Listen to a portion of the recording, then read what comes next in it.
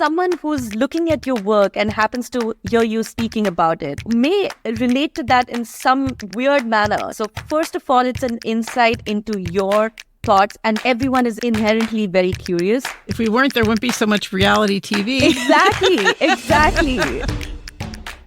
Hello, all my bold, brazen creatives out there. Thank you for joining me on the Sage Arts Podcast. This is Sage, of course, and I have a guest to share with you today that's a little bit different than our usual.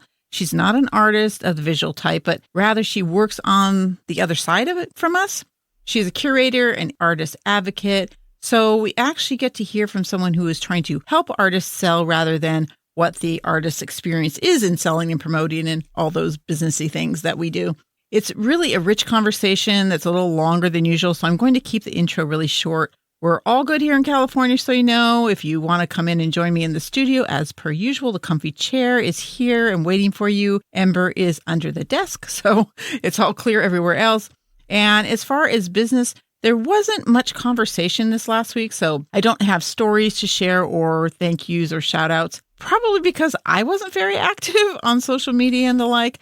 It's been, I don't know, maybe the busiest week of my year somehow, with the in-laws transplanting over to our neighborhood and me jumping over to their house as they need things and talking to, I don't know, maybe 10, maybe 12 different contractors for some sudden repairs that we need to get going on the house. And I also have some news and things that have been coming up, new things that I will be doing outside of the podcast. But I'll give you a little rundown in the newsletter first, and then next week I'll talk about it a bit more. And if you haven't signed up for the newsletter yet, you can do that on the homepage of thesagearts.com. Just look for the news and notices button. The newsletter gets all the extra stuff that might go with the podcast episode. In any case, if you need any of those links that normally throw out because you do want to send me some stories, or you do want to donate, or you want to catch the reels and things that are on social media, go to the sagearts.com website, or go to the description or show notes in the podcast player or page that you're listening to this on, and you'll find that all there.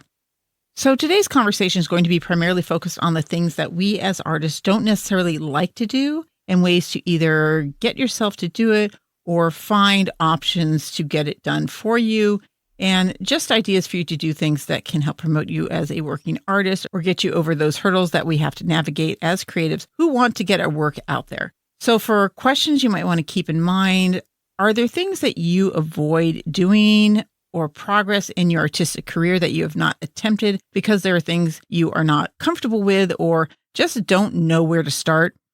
Those are the kinds of things we're going to be discussing, and hopefully we can give you some ideas of motivation and inspiration to take on those as yet unattained or unexplored areas of potential growth in your artistic journey.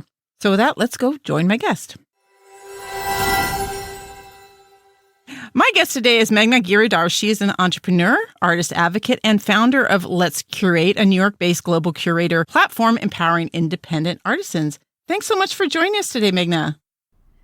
Great to be here, and I've so been looking forward to our chat, Sage. Thanks for having me. Me too. So this is a little different for me since I commonly interview artists, but you aren't an artist yourself. You help artists, you curate artists, that's what your site's called. So tell us a little bit about what you do, and in your own words, who you are and what your relationship is to art and artists.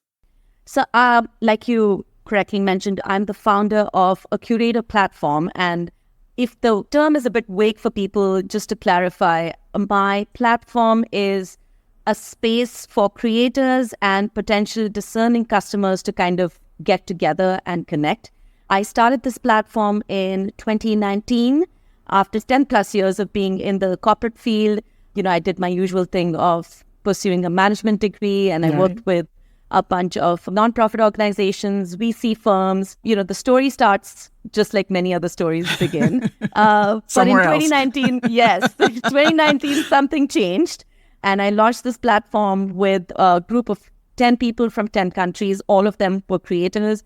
I think of it as a dynamic, collaborative space for people to create and for them to connect with people who appreciate the process that goes into all of that. Right. I just love that concept. That's why we had to have you on, because just the idea of being for the artists rather than just like for the sale or for the, I mean, we want to be for the customers, of course, but artists need that kind of support.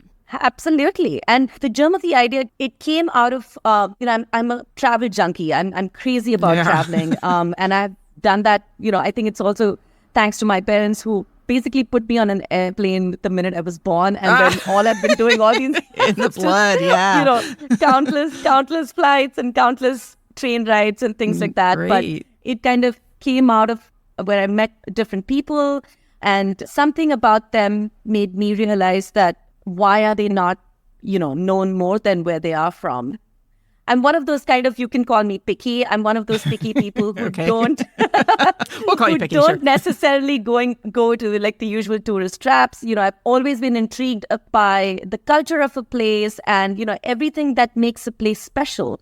So I've always been in the habit of looking beyond the expected, and that included initially looking for stores that had different kinds of handmade products, and happened to meet 10 beautiful creators from 10 countries. And this was all during the time that I was working in an organization in my corporate life, and somehow I kept in touch with them, and they gave me the support that I needed when I was about to make this crazy jump. And they were like, yes, we are behind you. Let's see where this goes. Yeah. So they supported you to support them. That's such a win-win. Yes. Now, do you create visually at all yourself? Do you have any other creative outlets beyond the business? I mean, business is very creative. Yes. So in terms of creating in the truest way it's described, I'm not a painter or a sculptor. I don't make jewelry, but I do write creatively. And like I said, there's something about travel that has unlocked a creative aspect of my brain. Yeah. That's the part that really makes this whole thing alive for me. So for me, that is creating in terms of not the typical definition. I absolutely agree. Travel is such an inspiration, not just a source, but a motivation for what 100%. we do creatively. 100%. There's something about being in a place that is strange, that does not have all the things that you see countless times during your day-to-day routine, that just unlocks something in the subconscious. I think I've had my most creative ideas when I've been in probably a cottage in the mountains somewhere. Right. It's just about being away from your day-to-day, because that really bogs the mind down too. Yeah. The brain has ruts that it goes, and I actually did an episode on it. But yeah, the brain, it wakes up. It needs new experiences. Feed your muse. That was the name of the episode. But yeah, absolutely. And travel is one of the best ways, because everything's new. The people are new. Food's new. Language sometimes is new. Yeah. Definitely does wake up the brain. Well, explain to us how your artists are brought on board. How do you find them, and what's the process for bringing them in? And then maybe more clearly explain what it is that you do for them. What is the partnership? As I said, the initial first group of 10 artisans was a very organic find because it happened through my travels. We launched in June 2019. And initially, we launched it as a shop, as an e-shop, just like many other platforms. The only difference was that my collections and the designers that I had curated truly had refreshing ideas and very interesting designs. What happened was it just grew by word of mouth. So by the end of December, by January 2020, we had grown by a decent number, and we had, signed up for all these in-person events. We were going to go kind of literally travel the country and show people stuff, art galleries. Of course, COVID hit, and, the world came to a stop, and it was paralyzing. I have to say, the first few weeks, I didn't know what I wanted to do. And I was like, wow, is this a sign that this was the worst idea that I ever had? Yeah. But, what happened was it actually turned out to be a blessing, because I was forced to pivot and I was forced to change the way I thought. So then I was like, this cannot just be a shop. I'm talking about it being a collaborative space. How is it collaborative if I'm just showing something online with like 5 scarves and like 4 rings? Like, how is that different? Because we had all these products with us that we were going to show at in-person events, we launched something called Ready to Ship. And these were custom one-off pieces. But the thing was, if you liked it, we would ship it within 2 hours. Oh, wow. Yeah. So we kind of changed track, and we said, you know what, we can't travel anywhere, but we can actually ship it to you. So that was Ready to Ship, limited edition, where people came to us and they said, now we're stumped because, we were in the process of making this big collection, and now I have nowhere to source materials from. I'm locked in my house. Right. I have 4 pieces ready. How can you help? So limited edition collection, Ready to Ship, artist spotlight, the video interviews, All of these were launched in 2020. 2021, we decided to kind of step back gingerly into in-person events. Didn't go very well. But that helped us actually strengthen all these other avenues that we had launched. I think if we had, again, jumped back into in-person, we would not have enough time to create a strong foundation. So it's grown, like I said, very slowly, very organically, word of mouth. We do a lot of social media promotions because my whole point is to try to show the world all these amazing ideas and creations that have been made. And they don't have time for that because they're busy creating. And Right. that's my whole thing, because I'm like, you are good at this and I'm good at this. So you do your part and I'll do my best to showcase you in the best possible manner. What pain point am I not addressing that'll help you just be free to create, and then for us to kind of get you to the right buyer or the right audience. Right. Yeah. Very artist focused. That's just refreshing. That's not usually how it goes. Yeah. So does Let's Curate basically operate as a marketplace? I would say it's a marketplace and a resource center. I would call it that. Okay. It's where you can, as a creator, dig in and say, I like this, let's do these two things. Or I'm just going to do this and I do the other thing later. So I'm giving them all the possible options. Yes. Sales options. Yeah. I'm giving you all the possible options. You pick and choose what you want, or you say, okay, you know what? We won't do any of these things, but we'll participate in an in-person event. So in 2022 and this year, we finally went back and did our first in-person event at Art Expo, where we presented 6 ceramists and painters, textile designers from 6 countries. So last year was 3 people, this time was 6 people. We're again participating next year. So we're kind of slowly dipping our toes into in-person events. So how is it that you bring buyers to this kind of marketplace for your artists? So we've done a lot of these in-person events. We actually have an in-house exhibition where we would be doing pop-up events. We partner with, for example, in later this year, we're partnering with New York City Jewelry Week, which is like an entire week of celebrating independent designers. So hopefully all of this helps out. Wonderful. Now, I'm going to get into some little fun to get to know you questions. I didn't throw anything really hard at you.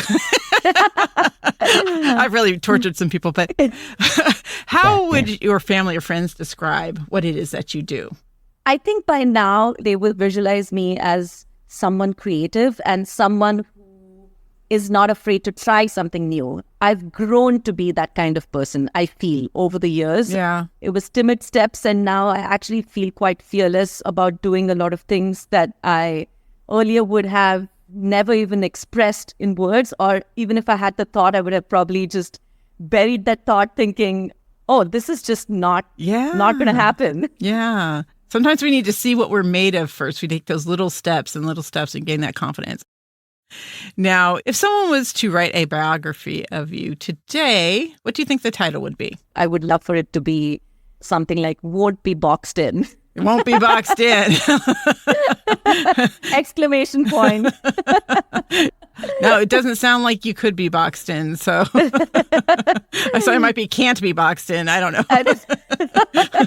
No, but I always feel like, oh, there are all these forces that are trying to, and I don't mean people. I had a cushy job. I was doing very well in my corporate job. I was by no means unhappy. This was not like, oh, I'm having a midlife crisis. What do I do now? I really need to make a dramatic change. It wasn't any of those things. Yeah. I feel like it was a voice from within that just said, you've done this. You've done this for a long time. You're cruising. Yeah. And I think you should stop cruising and, try something that's a bit scary. Yeah. Trying something new, just like you said. So yeah. I've done that too. I left my corporate job to go be an artist. And they were like, what? I was like, no, it sounded good to me. It worked out. So yeah. There's a thrill to it. It's because it's just, oh my goodness, it's literally like being in like a dark forest and you don't know where you're going, what you're doing. Yeah. But it's just an adventure. And I feel like a lot of times you're faced with that, you're at the crossroads and you're like, I could just keep along this path, which is bright and sunny, and I know exactly where I'm going. Right. Or maybe I could just try this out. I always tell myself this when I'm attempting something new. What's the worst that could happen? Right. I'm going to fall flat on my face. I'm going to fail miserably. But, I have other tools and I have other skills, and I can always go back to a path that I know how to walk on. Right. So if not now, when? Right. Yeah. What would you say is your most memorable travel adventure, and why is it so memorable? There are quite a few in my mind, but I'll kind of hone in on one. This was during my trip to Morocco a few years ago. And typically I plan everything. This was a trip we were just like, let's just go and we'll just figure something out. And we go and stay in like this traditional Moroccan hotel/house. And the owners came up and they said, oh, you have to go for this hot air balloon. It's really amazing. And that's all they said. And we were like, okay, that sounds great. Let's do it. And I didn't know that meant waking up at 3 a.m. in the morning. Oh, yeah. So the previous night at dinner, they're like, okay, so, we're going to knock on your door at like 2:45. And we were like, oh, is it in the afternoon? 2:45? Yeah. Are we going to go? They were like, no, it's 2:45 in the morning. And I said, oh, okay, all right. So we don't know anything about the city. There's this little child who knocks on the door at 2:45 a.m. and he's like, okay, just come with me. And we're walking through these narrow streets. Kidnapped by a small child. It was very, at that point I was a little obsessed with Game of Thrones. So it felt very Game of Thrones. Like, I was like, where am I going? It started off with me feeling so uncomfortable with this whole thing. Because I was like, I'm in a strange country. I don't know who this child is. Right. Why have they sent a child to pick me up? And it's like, where am I going? Then he transports us to a Jeep. And this guy, he was like a character out of a movie, like completely covered up. And he said, we're going to go to the deserts. Oh, so scary. It's still pitch dark. I can't see him. He can't see me. He's like, just get on the Jeep. So my husband, we're like driving in the dark. It's super eerie. But by this time, I'm still uncomfortable, but I'm still like, okay, there's a little bit of thrill that's creeping in. Sure, yeah. And then we get to the desert and it's still pitch dark. And there's a ginormous hot air balloon being filled up. Yeah. And he said, okay, you know what? I'm now handing you over to the third person. All strangers. We don't know their names. My goodness. And he just leaves us and I didn't know who's picking us up. And, I'm a bit of a control freak. So that was super scary. Like, what's going to happen? Yeah. Anyway, so we get on the hot air balloon and, we're rising. And I have to tell you, it was an incredible feeling because they had timed it in such a way that the hot air balloon and the sunrise was at the same exact time. Oh, amazing. And I still have goosebumps when I think about this because it was just incredible. The sun rose to a certain point. We were at that same exact point. And then you can see the sun rays like spreading across the horizon. So it's like liquid gold. This is why those people were not communicating much because when I came down, they said, we never tell people what the whole thing is about, like step by step. It's just go with the flow. But it was such a great reminder to myself that sometimes you just have to just follow what people are telling you. And it was just incredible. Yeah. That really sticks out to me. Yeah. And that's one of the things about we do a lot of things that we don't know what's going to happen. It's just so wonderful because you didn't have those expectations. And that actually is going to key into a little bit of our conversation today about kind of facing things that you're not really comfortable with. And it's funny because I almost always ask my guests if they're a planner or a pantser. I didn't even bother putting that question down for you. Because I'm like, she's a planner. She is so. Yeah, I could tell. I'm like, we got other things to talk about. We know this. Yeah, so, exactly. Well, let's kind of get into our subject matter today. We talked initially when we met about artists and being sometimes uncomfortable about trying new things. So we're going to talk about taking unexpected avenues, honing your skills in maybe new directions. But before we totally get into that, what is it about handmade art that personally draws you? Because that's specifically what you're looking at Let's Curate, right? Yes. My network comprises of individual artisans and designers who focus only on the handmade slow fashion philosophy. Handmade by itself is special because there's a lot of the person in that product. I hate using the word product, but it's what the creation or whatever they come up with. But the thing that really excites me is that it's a form of storytelling without anyone realizing that they're telling a story. And, as you keep building on that, you're kind of unconsciously building a legacy or you're passing on a legacy to someone who has liked it and is inspired by it. So many of my artists, now my platform represents about 70 plus creators. most of them either continuing what they've learned from generations past, which is great because, there are so many dying arts. Artists find it's a challenge to be an artist, to stay true to what you really want to do. So there are many of them who are kind of following the path that they were taught. And there are many who have spun it around on its head and they have their own contemporary interpretations for that. But the foundation is still kind of the stories that they were told in terms of the techniques that they were taught or processes that, maybe their great-grandfather did. And, now it's obviously modernized.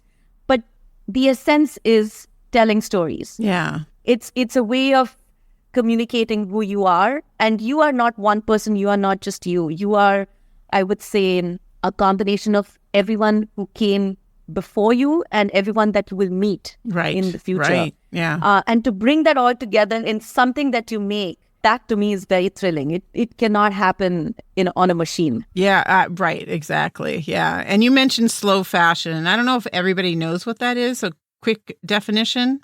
Yes. Slow fashion is essentially, these are artisans who take the time. It's literally what slow means. You take the time to perfect your art. They don't work with deadlines. There's no machines used for these kinds of things. So slow fashion essentially is using sustainable products, taking your time to perfect your art, and kind of changing lanes when you want to. Yeah, that's a different attitude. Yeah, I mean, I know about slow fashion in terms of the environmentally friendly aspect and whatnot. Yeah, I never really thought about if it works all the way through to the maker as well. Yeah. Okay. Now, when we first met, you mentioned that you thought there were significant avenues that artists didn't readily explore. Can you explain what kind of avenues you were referring to and what an exploration of them could do for an independent artist?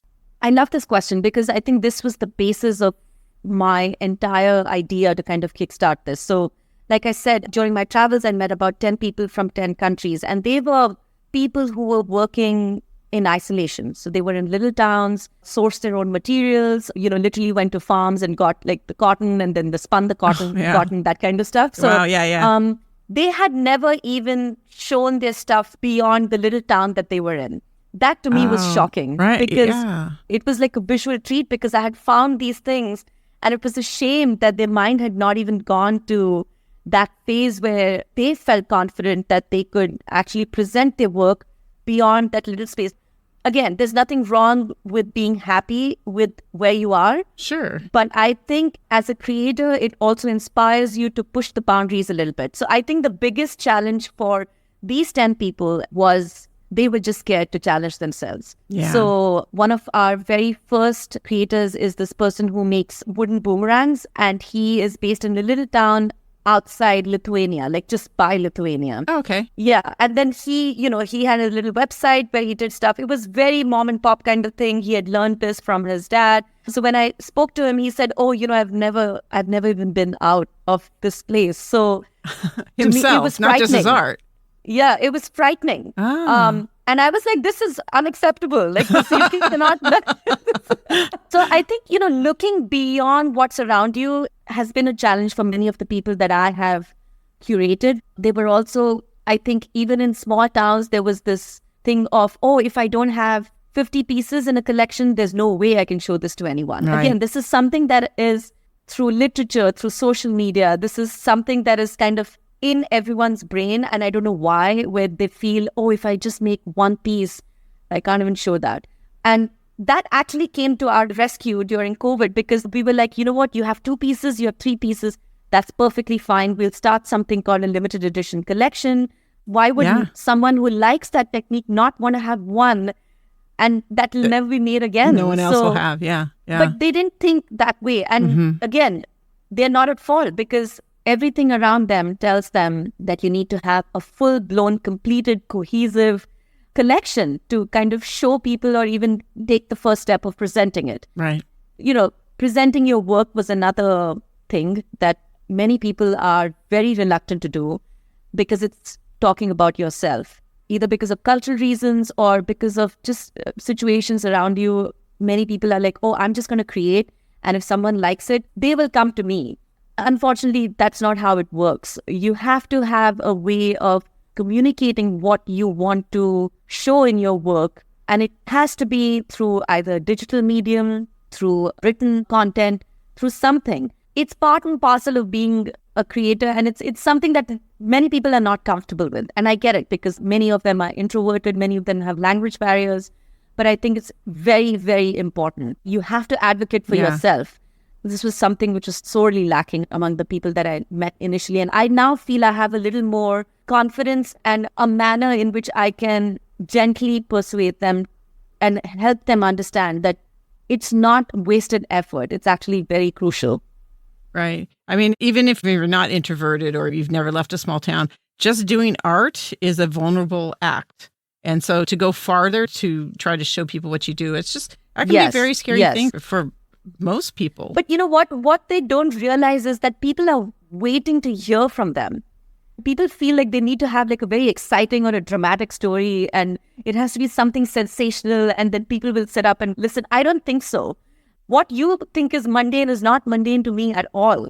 So people just feel also very hindered by the fact that, oh, you know, what I'm saying is just so boring. Like, why would I ever want to like talk about that? But I think there is some beauty in everything, because we are all existing in our own little worlds. So anything that comes from outside that is just so refreshing. And when it is in the form of an idea that you created something out of, I think that's just spectacular. Yeah, I mean, it's new and different to us. Or if it's even the same kind of things that we do, we feel connected to people who are like us. And so the more you can show of yourself, the more people are actually connected to your artwork. And I found that as a working artist, that if I was actually at a show and I did a class or I did a presentation, I just sold a lot more because people felt like they knew me, and then they felt like the art meant more to them. Exactly. You've hit the nail on the head. I think it is about making a connection. Yeah. Now, have you examined why artists may be reticent to go down these avenues, even if you've explained this stuff to them? And if you have, were you able to find out why this aversion seems prevalent amongst all these artists that you're working with? I really think it boils down to the horrors of social media. You know, social media is just, even now, I'm glad that now people are changing course a little bit, but it still, to this day, is all about perfection. The perfect face, the perfect life, the roles that one has to play perfectly. So I have two young kids, and there was this TikTok of this lady talking about all the lunches that she makes for her kids with these elaborate, designed, she had different lunch boxes for every day of the week. Wow. The sandwiches were like, oh my God. And it took me a while to get out of that whole thing. And I was actually, to be honest, I was a little ashamed of myself, because I was like, I'm an educated person. Like, this is not reality. It's not possible for a working mother, or not even, you don't even have to be a working mother. Even just being a mother, this is a hard benchmark to kind of get to. Yeah, no. So I think it's constantly in your face. So I think especially for creators, and like you're saying, they're so vulnerable because it's abstract. It's an idea that, you know, only you have thought of, only you have understood that, and you have to communicate that. I think that makes them very reticent. This whole thing about being perfect, I would say even with art galleries, it's ironic because it's all about welcoming new talent and discovering the next big new thing. But they have so many boundaries even to get in. That has changed a little bit with COVID, because I think they had to adapt. But earlier you needed, you couldn't even step into an art gallery without having all the 10 things that they need for them to even give you an appointment to see your work. That step itself, I think so many incredible people must have just stepped back and just said, no, you know what, this is too much. I'm nowhere close to even half of what they're expecting. So why should I even put my hat in the ring? So I think having to be with it all the time, I think that makes people really nervous. That's one angle. The other angle is, like I said, communicating your thought process. You could show something to someone and they could interpret it completely in a different way. Either that's going to crush you, or you just take it and you just say, oh, you know what, that's their own interpretations for that. Again, people are scared about finding that out. Absolutely. And of course, fear of failure. You're so tempted to say no when something unknown comes your way. All of these things just, I think, hold many, many, not just creators, I think just people back. Yeah. Well, I think it's interesting what you're saying. Like, you're seeing a really high bar for artists that we didn't really deal with so much before because of social media and whatnot.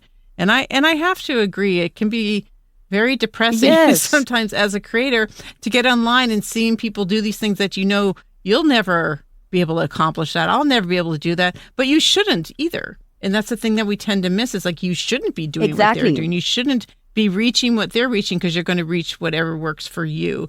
But you're right. That high bar does make us like, why are we bothering? Yeah, exactly. Do you think there are one or two avenues or skills that you would highly recommend artists acquire or hone above all else if they're going to do something that they're not comfortable with? I think you have to research the business a little bit. You cannot live in a bubble. You should not also try to be like other people, but you have to know what the business is about. Because let's face it, it is a business. Yes. There's a difference between creating for an audience versus a hobby. The people in my network, it's not a hobby for them. They hope to make money off it. They hope to be successful in it, be known in their field, which means you need to know what the field is about. I think you need to know what the trends are, not because you need to follow a trend, but it could possibly put you on a path that is your own little journey, but you cannot live on an island. Networking is something that I find a bit tricky because it's fine up to a certain point. I'm in New York City. This is like the headquarters of constant networking, and it's exhausting. So I think you should also have the skill to say, okay, this is what I will do. And I should get something out of that where I learn something new, or I find a new partner, or I find a new person to source materials from. I need not be spending 24/7 doing this. So kind of knowing if you're networking, at what point do you step away because you've got what you wanted? I think that's important. And the third thing is that it's not possible without some savings, without some income as a backup. So just by my example, I worked for 10 years in the corporate field. I had enough of my own savings. I have certain clients who come to me now and then from my corporate life who want me to do certain projects now and then. And I do that because that money and those resources and that revenue is what I'm feeding into my business.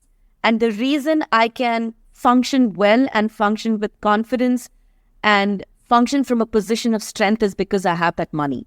There is this whole thing about the starving artist thing. There's so many jokes about them. And I have a very strong view about that. And it may not be a popular view, but I don't think you should put all your eggs in one basket. Yeah. Even if you're an illustrator, you should have enough of a foundation for you to be able to do something that gives you a regular income stream so that, at least your mind is not burdened by that thought. Because I don't know how you can create if you're worrying about paying the rent. Right, exactly. So have a safety net, which isn't necessarily what most people think about when they get into artwork. For a lot of people, it's a very slow process. I mean, a lot of people that you're meeting, it was passed down through the family or generations of people. And then a lot of people, like that I know ran into it later in life, or they had tried early and then they came back to it later. And so it ends up being a slow process, but you still need to plan for having a safety net in order to be able to take those steps that you want to take without being concerned that what happens if it goes wrong? What are you going to fall back on? Because that could stop you from doing what it is that you want to do or feel that you need to do, right? And, I feel a lot of people push back when I say this, but I think for me, I feel very strongly about it because that's what I'm doing right now on a day-to-day basis. This is a very unstable business. This is not a dry cleaning business, which you can plan ahead. You know what's going to happen next. This is a path that I've chosen that is very unstable. I want to stay nimble. I want my platform to stay dynamic and not be bogged down. For those reasons, I am doing exactly what I'm saying. I think creators should do that. And it can be in the field that you're in, teach somewhere or something. Is that something that you work with your artists on or encourage at least these people that you work with? I definitely do encourage. Whenever I speak to someone new, we always start with a phone call and I always say that, listen, this is not a business of guarantees. So I do try to encourage, especially people who they're like, oh, I've been an architect for like 15 years and I'm just going to quit my job. Yes, if you have enough of a safety net, sure, I feel you can do it. It also keeps you connected with the real world. You're not also, kind of in your little studio all the time, Yeah.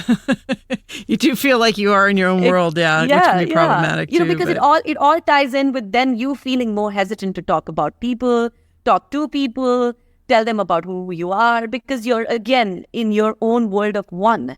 But when you're in the same field, but you say working in a job, there is an exchange of ideas. I mean, man is a social animal. So you've got to accept that. Right. Yeah, it's one of the reasons I do things like this. I think artists need to get more input from the outside. Yes. So, because otherwise you are in a vacuum and it can be very stifling and make your work very stale as well. Now, talking about one's process so an artist's audience or customers can get to know them better seemed very important to you in our conversation. So how does talking about one's process, do you think, help them connect with the people they're trying to reach? And are there other advantages to consider as well, whether it's speaking or writing or putting themselves out there on video? I think the biggest thing is kind of like a map into your mind, which, like I said, people are very interested in that. They want to know your story. They want to know what inspired you. And when you are vulnerable and people again feel like, oh, we should just talk about the good stuff. I think as creators, it's a process filled with angst. There's like the good, the bad, mostly bad. Or things that we worry are bad. But I think if you speak about them, someone who's looking at your work and happens to hear you speaking about it may relate to that in some weird manner. So first of all, it's an insight into your thoughts, and everyone is inherently very curious. If we weren't, there wouldn't be so much reality TV. Exactly. It doesn't change. The plot stays the same. It's just different people. right, yeah. But it is, you're right. It's all those little things, right? Because it's not a linear connection. You had a bad experience. I'm not going to have the same bad experience, but I think I know how you felt. And when you made the breakthrough, that triumph, it's nice to share that. It also is a way which most people don't realize. You will find your people when you speak. Right? One way or the other, you will find your tribe. I mean, that's why kids are amazing, because they seamlessly move through friendship so beautifully, because they just always always open and transparent, and they're just themselves all the time. They're not hiding their feelings. So you will find your people. And I think also, not only will you find your own people, you will also get a more defined perspective for yourself. I like this. I don't like this. I don't agree with what he said. But I think this argument that he made is interesting. So maybe I can use that. I think those kinds of things are crucial. So really finding out more about yourself. Yeah, exactly. By listening to other people. Well, it's interesting as you're talking about this. I'm just thinking about the processes that, from both sides, as someone who views and loves art or someone who's creating, the more we talk about things, the better we understand in general. But I do think the more that I spent time putting together classes or writing books or writing articles, the more I really got to understand what I knew and what I understood and what I liked to be doing, just by the process of trying to explain it to somebody else. It's like in therapy, they tell you to write things down, even though it's in your head, because when you have to put it down in black and white, you have to explain it and you have to think it through and really understand it in order to find the words for it. And as visual artists, sometimes that's hard because words aren't what people work with necessarily, but having to do it, it just pushes you to really think through what you're doing and why, right? I agree. Now, do you have any advice for artists that can't or really aren't comfortable with being more open and reaching out through these avenues that we're discussing? Do you think there's ways that people can become more comfortable or small steps that they can take to get them to the point where they could talk more about themselves and their work? You just mentioned one of the simplest things, which is to just write stuff down. You don't need to speak. You don't need to be in a group of people. You can just write stuff down. I think that exactly the way you beautifully explained it, just as you're writing, your mind just gets more and more clear. So that's the simplest thing. A couple of other things, I think you need to find partners. When I say partners, it's not someone who's doing your job. It's someone who's adding to what you are doing. So it can be platforms that can be a connecting partner between you and your potential audience. And then surround yourself with people who are invested in you. All the people that I have right now, I always tell them, this is not like we collaborate once and okay, goodbye, by March 30th, we're done. It's a partnership for life. That's how I view it. I mean, it's going to evolve as you get older or as you kind of pivot lanes.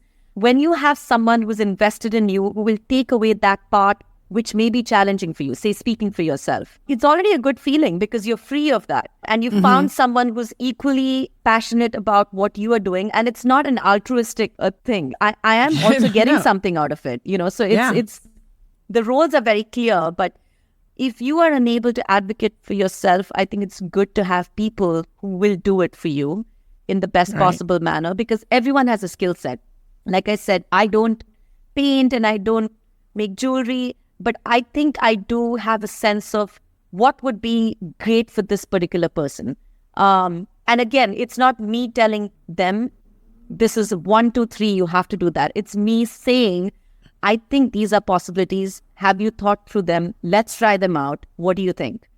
So it is a collaboration. It is a collaborative space through and through, from the beginning till the end. It is a partnership that is based on trying to make it a win-win situation. Are there specific things that you ask your artists to do to put themselves out there? Do things that you ask them to write up or interviews or anything that you are recommending for your artists right now? We have a bunch of avenues that we've launched over the past few years where they can express as little or as much as they want. So for example, there's something called an artist spotlight profile that we do every month, where we go really in depth into who they are, right from what were their early influences, what's the kind of medium that they like working with. And many people, it's shocking, but many people have never ever spoken about that. So I really like to go back in time and have them dig up those kind of factors that inspired them. So I would say, that is the artist spotlight is something that I really love. I always also love doing video interviews. Not everyone's comfortable with them, and I'm totally fine with that. But when I think it's for reasons where, and this happened with one of my favorite absolute artisans, she's a young lady from Japan, and she makes minimalist jewelry designs. She makes fantastic jewelry. And she said, no, I'm not going to do a video interview because I don't speak English very well. And I really wanted her to speak. So I just said, we'll try 2 things. Why don't you write in Japanese and we'll try to translate that? Or you speak in Japanese and we will translate that. We will do something. But I want you to just say what you feel like saying. I thought the interview would end in 10 minutes. It went on for 45 minutes. And she sent me such a sweet message after that. And I could see, as the interview progressed, the smile got wider.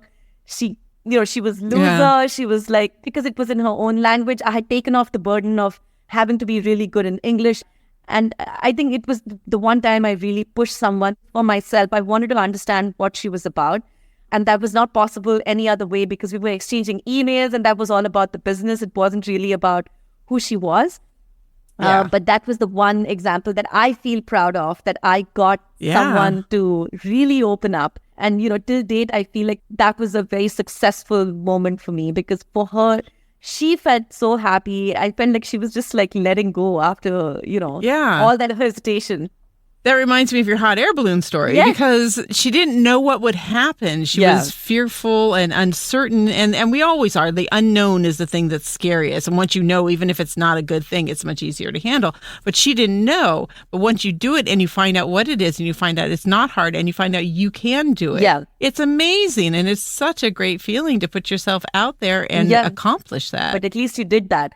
And no one will admit it, but you actually do feel good that you did something that was just so bizarre to you. But you did it.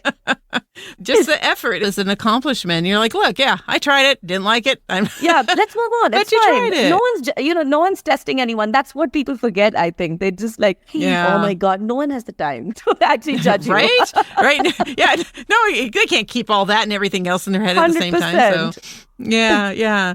So for a lot of people who have a hard time doing this, then your kind of recommendation is to try a couple small things, do something for a short period of time, do something that no one else is going to see, it sounds like, the idea of just writing it down for yourself, videoing yourself if you wanted to, any of that stuff, because all that stuff can be done these days in the comfort of your own home with nobody else. All you need to do is communicate in a manner that you're most comfortable with. And I think people, it's very refreshing to see that. Yeah. I put a bunch of like these webcast clips on our social media channels and we do like little snippets. No one's in makeup. No one's like sitting in like an amazing studio with, like the perfect background. But I think that's appealing because all that other stuff is not important. What you're saying is important. Right. Yeah, yeah. You just got to get past that. But we kind of think of that first. We're like, okay, what are we going to wear? Exactly. And all these modern things like, how am I looking on screen? Do I look, Right? the face that you have to make on a Zoom call? I mean, all of those things. We're so self-conscious. Yeah. It's terrible. Leave us alone. We're artists. Yeah. We must go create. Well, it sounds like you've really helped your artists at Let's Create think beyond the usual modes of promotions and even production. Can you give us some of the examples or stories about your experience helping artists broaden their approach for their work or ideas for creating their body of work? My favorite example, which I just gave you, was getting the Japanese lady designer to just open up. There's one other example I can think of. It's a lady from Ecuador, and she makes sustainable jewelry from recovered silver that they find from mines. And she upcycles like caps of plastic bottles. If you see her pieces, you would just not know that this was the source of her idea. Nice. And she's not, she told me right from the get-go, and I did not push her because I know that she was just not ready for that. She didn't want to write about herself. She didn't want to kind of like speak about herself. So I would say that for her, we just said, listen, if you give us permission, we will tell your story. So that's another way, this goes back to what I was saying, is finding partners who can be kind of your agent of whatever that you are thinking of. And she was completely on board with that. Wonderful. So from what you've been doing on a personal level, what do you think is the most impactful lesson that you've gained from working with these artists and the business of Let's Create?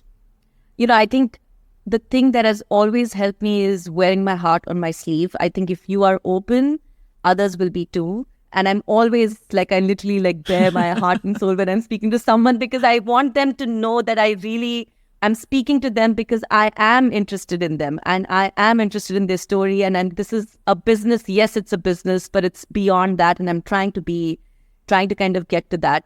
The other lesson that I learned for the first few times, I was like, oh my God, that con was a disaster because it didn't work out the way I wanted it to. But I didn't realize that what does not work now may work out later. And that has really helped me, because I never feel that any call has gone to waste, because I've at least, opened one channel of communication with that person. And like, it may not have worked out this year. It may work out in 6 months. So there's never an end point. We're speaking about creators, and creativity is kind of limitless, right? So you can't have one conversation and be like, oh my God, we're never going to work together. This is the end of the road. It's never like that. It's just a dialogue. Yeah. So I think I had to learn that too, because I had to kind of, get out of my corporate mindset a little bit, where it's about, have you closed the deal? Is it done? And then it's done. Then it's a success. Right. But this is not that way. It's a success just because you have actually made a new, I would say, a new connection, and maybe it'll go somewhere, maybe it won't. It doesn't matter. So just being completely honest and just knowing that the road keeps going. It'll end when you want it to end. Yeah. So it sounds like your lessons are primarily on just being genuine and hopeful and open. Correct. Possibilities. Yes. Yeah. Now, you've talked a little bit about the ideas of success. Can you give me your definition of success for you? And then maybe your definition of success, obviously different for every artist, but kind of how do you define that they're doing well on your platform?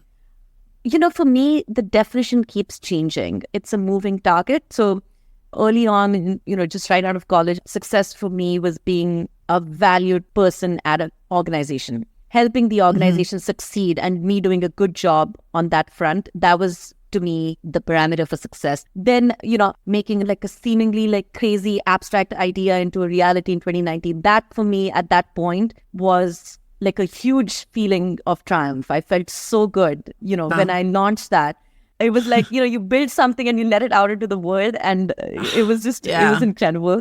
And I know now that it's building relationships with people whom we are bound with, like a common thread that binds us, and it's all about creating together. Yeah. It could be creating a product, it could be creating a process, it could be creating a relationship. I think that to me would be like a lifelong search.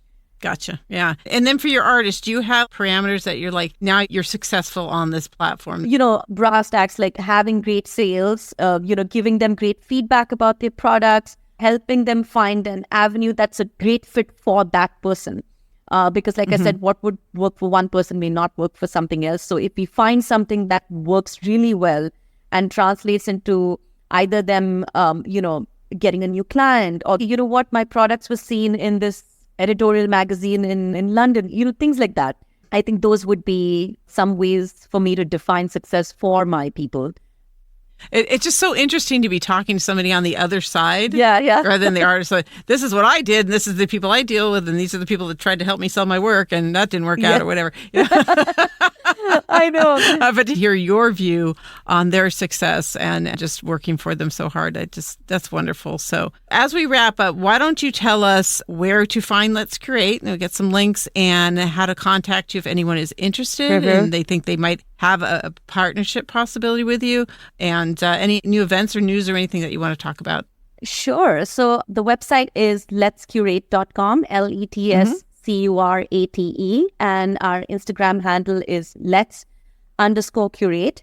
Email or Instagram is the easiest way to reach us. We are very responsive. The company email address is info@letscurate.com. In terms of upcoming events or news, an exciting piece of news is that for the first time, our designs are being showcased at a retail store in Soho in New York City. The latter half of the year, as I mentioned briefly earlier, we are launching an in-house international exhibition. It's called Opulent Handmade Treasures, and the theme is maximalism. So it's kind of like go big or go bold, and we're doing a bunch of things to showcase designers and participants in that. So we're going to do a hybrid exhibition plus an in-person exhibition, and this will be October to December this year, 2023. So we're working hard towards that. Yeah, just layers of stuff you have going for your artists. Just supporting the artists and really giving them options and different avenues to get their work out there. Yes. That's fantastic. Well, is there anything else that we haven't covered that listeners might want to know or that you wanted to put out there before we wrap it up? I would just like to say that, if you're scared about something, it is something you should actually do, because that's probably you're on the cusp of something important, good or bad. That time will tell. But I really think it's good to leap. Obviously, keeping in mind all, I'm not, promoting any kind of like dangerous things. But I think in terms of ideology, it's good to do that. And I think it helps to find the right kind of people. And you will know who the right kind of people are to help you on the journey. So you need to have a community, and for that, you need to be proactive. It's like they say, if you start walking, the road will open up. So if you don't start walking, nothing's going to change. You're not going to go anywhere. Yeah, exactly. Yeah. Very wise words. Thank you. Thank you. All right. Well, thanks so much for spending the time with us today. That was just a lovely conversation. This was fantastic. I really appreciate that. Thank you for letting me, speak. I'm so passionate about this, and I really appreciate that you gave me the space to, kind of say all that's in my mind all the time. Yeah, no, I can tell. Well, we enjoyed having you and hearing all that. So thank you so much for joining us. Thank you. Having Meghana on has really got me thinking about how often we talk amongst ourselves, but not necessarily outside of our immediate communities or beyond the realm of other artists in terms of what we do as creatives. It's not like gallery owners or showrunners or agents or the general masses we kind of speak to on social media and other public arenas are anything but people like us. And if we can realize how much those people are like us, even though they may exude all kinds of confidence and authority and have all this experience that we may not have, they also have doubts and failures and moments of indecision.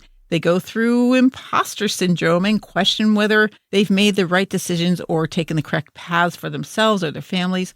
I think it would really help us all if we reached out a little more to some of those areas outside our direct artistic circles. So it's something I'm going to kind of look into. And if that's something that interests you, if you have some ideas about that, or if you do not want me to talk to anybody but artists, let your voice be heard. Write me at thesagearts.com website. Go to the contact page there, or jump over to social media on Instagram or Facebook under the Sage Arts podcast pages and leave me a direct message or a note in the post. And if you like what I'm doing, if you appreciate the content and you find this little project of mine that's enriching my life is enriching your life, and you want to give back, there are donation buttons for PayPal and Buy Me a Coffee on the sagearts.com homepage. Just a little ways down. And then they're also in your show notes or description section, depending on the kind of page that you're listening to. You can find the links there for the donations and everything else that I talk about here, including information for Meghana and Let's Curate. Now, I don't know if my life's going to be any less crazy this next week, but do reach out to me. And I do promise I read everything that comes through, even if it takes me a few days to answer. But I'll try to be more active this week and just touch base with you all more often. Let's just stay connected in general and support each other. And maybe this week we should all try one small thing that kind of scares us and, see what you're made of. And then tell me how that goes, because I want to hear it. And I'll have to think of something for myself as well. But in the meantime, and as per usual, feed that muse of yours with all kinds of new experiences. Stay true to your weirdness, and I'll see you next time on the Sage Arts Podcast.